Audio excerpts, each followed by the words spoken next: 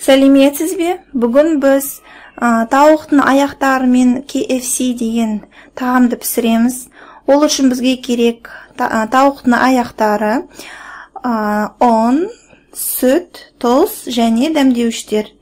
Менде базилик, кориандр, паприка және қызыл бұрыш. Тауықтың аяқтарын бір ыдысқа салып, тұздаймыз. 1 шай қасық тұзды саламыз. Жақсылап араластырамыз.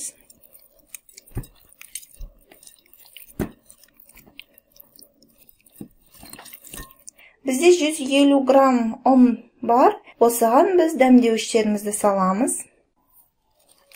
1 шай қасық базиликті саламыз. 1 шай қасық қызыл бұрышты саламыз. 1 шай қасық паприканы саламыз. Тағы да 1 шай қасық кориандрды саламыз. Барлығын жақсылап тұрып араластырамыз.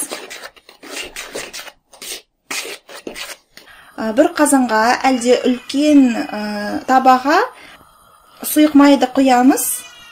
Мен тауықтың майын қолданамын, өйткені ол денсаулыққа онша зиян емес. Сол майға бүкіл тағамдарымды пісіремін. Майды жақсылап қыздырамыз. Тауықтың аяқтарын сүтке саламыз бірінші. Жақсылап аунап жан-жағынан. Сосын ұнға саламыз смесь дәмдеуіштермен. Жақсылап оны аунаймыз жан-жақтарынан. Сосын біз сүтке саламыз қайтадан.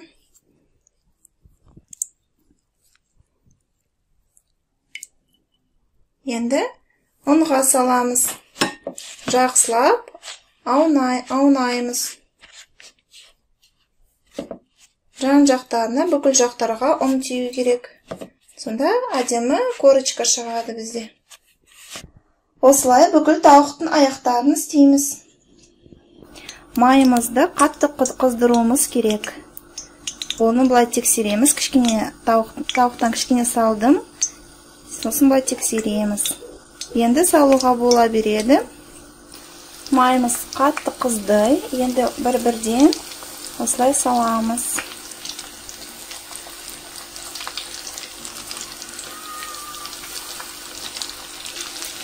10-15 минуттай пісіреміз. Осылай аударамыз. Бір жағы қызарды. 10-15 минуттай пісті. Енді түсіреміз. KFC тауықтың аяқтарын үйде пісірді. Үйде болған дәмдеуіштермен дәмдедік оны. Егер сіз острылау жақсы көрсеңіз, онда дәмдеуіштерге горчица қосуға болады, чеснок молотый. Міне енді дәмін көрейік.